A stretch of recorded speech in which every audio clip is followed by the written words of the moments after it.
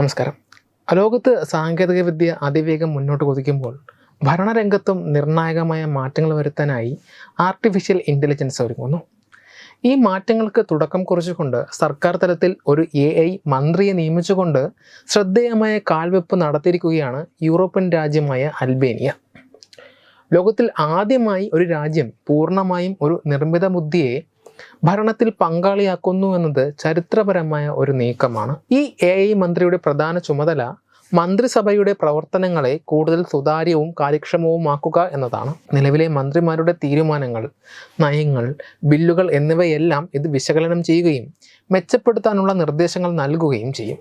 വിവരങ്ങൾ ശേഖരിക്കുന്നതിനും അവ വിശകലനം ചെയ്യുന്നതിനും ഭാവിയിൽ ഉണ്ടാകാൻ സാധ്യതയുള്ള പ്രശ്നങ്ങളെ മുൻകൂട്ടി കാണുന്നതിനും AI മന്ത്രിക്ക് സാധിക്കും. ഇത് മനുഷ്യർക്ക് സാധിക്കാത്ത വേഗതയിൽ വിവരങ്ങൾ വിശകലനം ചെയ്യുവാനും തെറ്റുകൾ കുറച്ചുകൊണ്ട് തീരുമാനങ്ങൾ എടുക്കുവാനും സർക്കാരിനെ സഹായിക്കുന്നു. അൽബേനിയൻ പ്രധാനമന്ത്രി AD രാമയാണ് ഈ വിപ്ലവകരമായ ആശയത്തിന് പിന്നിൽ. ഭരണത്തിൽ മനുഷ്യ സഹജമായ പിഴവുകൾ ഉണ്ടാകുവാനുള്ള സാധ്യത കുറയ്ക്കുവാനും നയരൂപീകരണത്തിൽ കൂടുതൽ വസ്തുനിഷ്ഠമായ സമീപനം സ്വീകരിക്കുവാനും AI സഹായകമാകുമെന്ന് അദ്ദേഹം വിശ്വസിക്കുന്നു.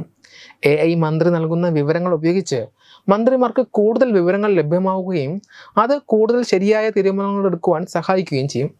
2.8 ദശലക്ഷം ജനങ്ങളുള്ള അൽബേനിയയിൽ പൊതു ടെൻഡറുകളിൽ പലപ്പോഴും അഴിമതി ആരോപണം നേരിടുന്നുണ്ട്.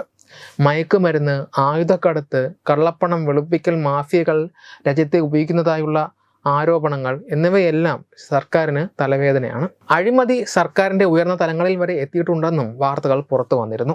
AI സംവിധാനത്തിലേക്ക് മാറുന്നതോടെ പക്ഷാഭേദവും അഴിമതിയും ഇല്ലാതാക്കാനും സുതാര്യത ഉറപ്പുവരുത്താനും സാധിക്കും എന്നാണ് വിലയിരുത്തൽ. എന്നിരുന്നാലും ഈ നീക്കത്തിന് ധാരാളം വിമർശനങ്ങളും നേരിടേണ്ടി വരുന്നുണ്ട്. മനുഷ്യൻ്റെ വിവേകവും ധാർമ്മികതയും സാമൂഹിക സാഹചര്യങ്ങളും കണക്കിലെടുക്കുവാൻ AIക്ക് കഴിയുമോ എന്ന ആശങ്കയാണ് പ്രധാന വിമർശനം. AIയുടെ അൽഗോരിതങ്ങൾ പക്ഷപാതപരമാകുവാനും അത് സമൂഹത്തിലെ ദുർബല വിഭാഗങ്ങളെ പ്രതികൂലമായി ബാധിക്കുവാനും സാധ്യതയുണ്ടെന്നും വിദഗ്ധർ ചൂണ്ടിക്കാട്ടുന്നു. ഒരു രാഷ്ട്രീയ നേതാവിനെ പോലെ ജനങ്ങളുടെ വികാരങ്ങൾ മനസ്സിലാക്കാനോ സാമൂഹിക നീതിയെക്കുറിച്ചുള്ള ചോദ്യങ്ങൾക്ക് കൈകാര്യം ചെയ്യുവാനോ AIക്ക് കഴിയുമോ എന്നതും ഒരു ചോദ്യമാണ്. ഭരണനിർവഹണത്തിൽ AIയുടെ സാധ്യതകൾ തുറന്നു കാട്ടുന്ന അൽബേനിയൻ സർക്കാരിൻ്റെ ഈ പരീക്ഷണം ലോകമെമ്പാടുമുള്ള മറ്റു രാജ്യങ്ങൾക്ക് ഒരു മാതൃകയാകുമോ എന്ന് കണ്ടറിയേണ്ടതുണ്ട്. മനുഷ്യൻ്റെ ഇടപെടലില്ലാതെ പ്രവർത്തിക്കുന്ന ഒരു മന്ത്രി എന്ന ആശയം പല രാജ്യങ്ങളിലും വലിയ ചർച്ചകൾക്ക് വഴി തുറക്കുമെന്ന് ഉറപ്പാണ്.